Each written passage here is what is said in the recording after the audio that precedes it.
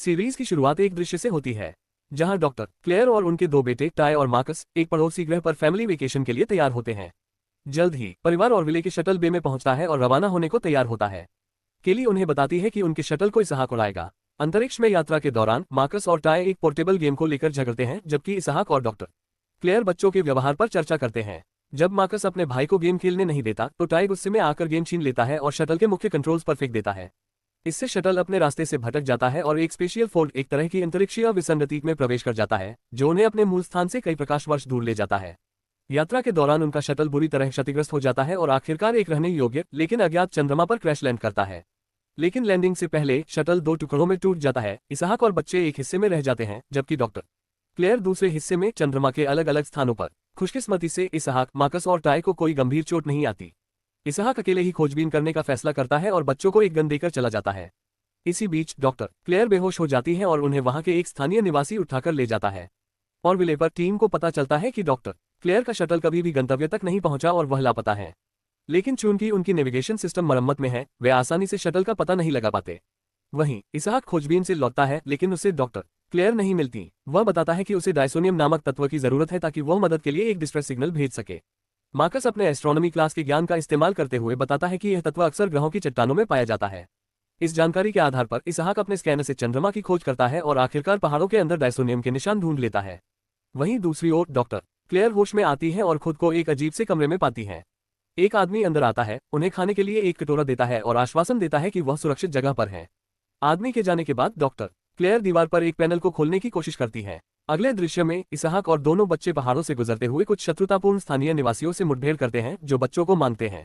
इसहाक तुरंत अपनी गन से उन्हें बेहोश कर देता है और देखता है कि ये निवासी गंभीर रूप से कुपोषित और बीमार हैं। शायद उन्होंने टाई और मार्कस को खाने की योजना बनाई थी।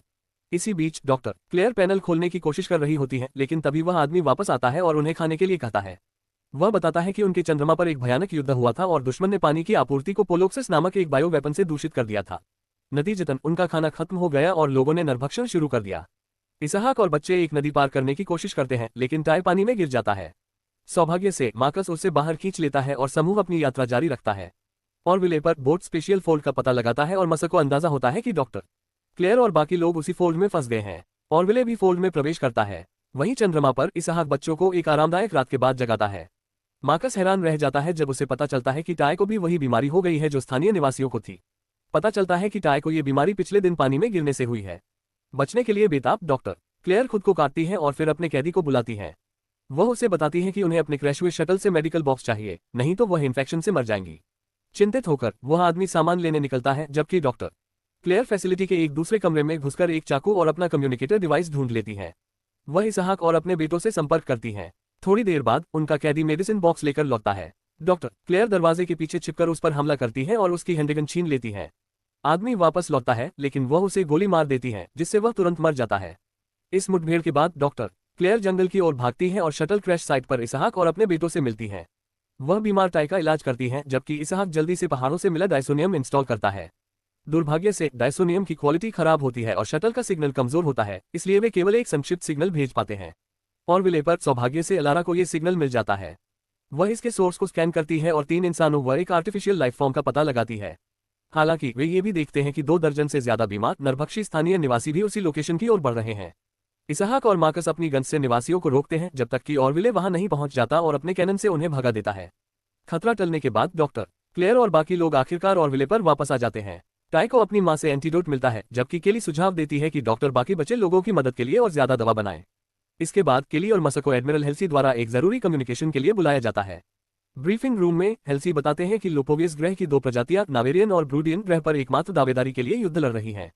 दोनों प्रजातियां खुद को ग्रह के मूल निवासी बताती हैं। हालांकि अब वे एक शांति समझौते के लिए तैयार हैं, जो सालों पुराने इस संघर्ष को खत्म कर सकता है। एडमिरल आगे बताते हैं कि 1 साल पहले एक प्राचीन आर्टिफैक्ट मिला था जिसमें अवशिष्ट डीएनए था। नावेरियन और ब्रूडियन सहमत हैं कि प्लेनेटरी यूनियन एक निष्पक्ष तीसरे पक्ष के रूप में इस डीएनए का विश्लेषण करेगा ताकि यह पता चल सके कि ग्रह पर सबसे पहले कौन बसा था। दोनों पक्ष इस बात से सहमत हैं कि डीएनए के नतीजे ही लोपोवियस पर उनके दावे को साबित करेंगे और ऑरविले को एक फोरेंसिक आर्कियोलॉजिस्ट को होस्ट करना है, जो इस आर्टिफैक्ट का अध्ययन करेगा। अगले दृश्य में आर्कियोलॉजिस्ट और आर्टिफैक्ट एक शटल के जरिए ऑरविले पर आते हैं। मसा और केली हैरान रह जाते हैं जब वे देखते हैं कि आर्कियोलॉजिस्ट दारुलियो है वही रेटिप्सियन ह्यूमनॉइड जिसके साथ केली ने एक बार सोया था। दारूलियो अजीब तरह से मसा और केली से हाथ मिलाता है और उन्हें आश्वासन देता है कि वह सिर्फ नावेरियन और ब्रूडियन के बीच शांति के हित में यहाँ है। अपने क्वार्टर की ओर जाते समय दारूलियो लेफ्टिनेंट याफिट से टकराता है, एक जेलाटिन प्रजाति का ब्लॉब जो डॉक्टर क्लेयर पर ज्यादा क्रेज रखता है। बाद में डॉक्टर के ऑफिस में याफिट फूलों और एक गाने के साथ उसे इम्प्रेस करने की कोशिश करता है, लेकिन वह गुस्से से उसे ठुकरा देती है। अगले दृश्य में केली दारूलियो से लैब में मिलती है ताकि पर्सनल बाउंड्रीज पर चर्चा कर सके, लेकिन कुछ ही मिनटों में वह उससे फ्लर्ट करने लगती है। वहीं कंट्रोल रूम में इसहाक मसा को बताता है कि नावेरियन और ब्रूडियन के राजदूत आ रहे हैं और केली को उनका स्वागत करना था, लेकिन स्कैन से पता चलता है कि वह अपने क्वार्टर में है।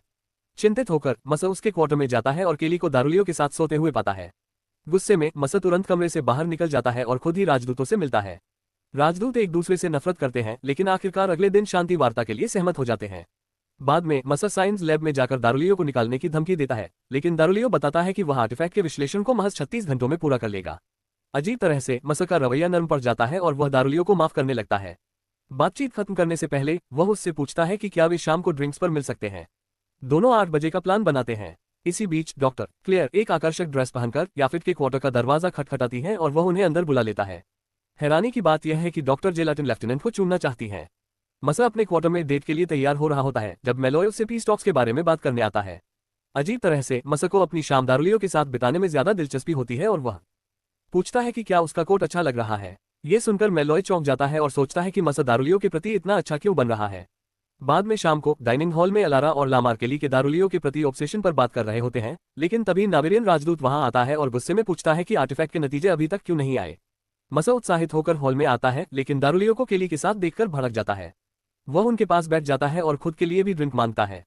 जब मसा और केली दारूलियो का ध्यान खींचने की कोशिश करते हैं तो बाकी क्रू मेंबर्स देखते हैं कि उनके सीनियर ऑफिसर्स का व्यवहार अजीब हो रहा है। कंट्रोल रूम में टाय और मार्कस अपनी मां को ढूंढते हुए आते हैं। जब अलारा डॉक्टर क्लेयर के क्वार्टर में जाती है तो वह उन्हें याफिट के साथ प्रेम करते हुए पाती है। सदमे में अलारा तुरंत वहां से भाग जाती है। अगले दिन मसा दारूलियो के साथ डिनर का प्लान बनाता है। मसा के जाने के बाद एक परेशान और शक की अलारा दारूलियो से बात करती है, क्योंकि उसके सीनियर्स उसके आने के बाद से ही अजीब व्यवहार कर रहे हैं।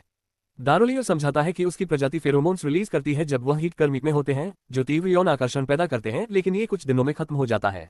चूंकि वह अभी हीट में है, केली और मसा ने उसके फेरोमोन्स तब अवशोषित कर लिए थे जब उन्होंने पहले दिन हाथ मिलाया था। इसी वजह से मसा और केली दारूलियो के प्रति यौन रूप से आकर्षित हो गए। इसी तरह डॉक्टर क्लेयर ने याफिट से फेरोमोन्स अवशोषित कर लिए, क्योंकि याफिट पहले दारूलियो से टकराया था।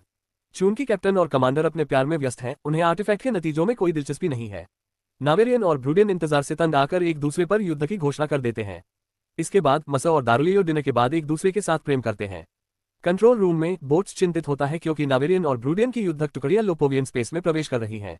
खिड़की से बाहर देखते हुए दारूलियो चिंता जताता है कि उसके फेरोमोन्स ने मसा को दोनों प्रजातियों के बीच होने वाले खून खराबे के प्रति उदासीन बना दिया है। आखिरकार वह खुद ही इस समस्या का हल निकालता है और कंट्रोल रूम में आकर एक समाधान पेश करता है। जैसे ही दोनों प्रजातियां लड़ने लगती हैं, नावेरियन और ब्रूडियन के राजदूत कमरे में आते हैं और अपने अपने ग्रहों को संदेश भेजते हुए युद्धविराम की घोषणा करते हैं।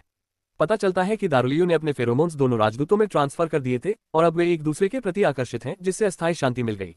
दारूलियो अपना विश्लेषण पूरा करता है और घोषणा करता है कि आर्टिफैक्ट में दोनों प्रजातियों का डीएनए मिला है, यानी उनके पूर्वज एक ही थे। इसका मतलब है कि नावेरियन और ब्रूडियन दोनों का ग्रह पर समान अधिकार है। अलविदा कहने से पहले केली दारूलियो से पूछती है कि क्या वह हीट में था जब उसने 1 साल पहले उसके साथ सोया था। वह थोड़ा रुककर हाँ कहता है, जिससे पता चलता है कि केली ने जानबूझकर मसा को धोखा नहीं दिया था।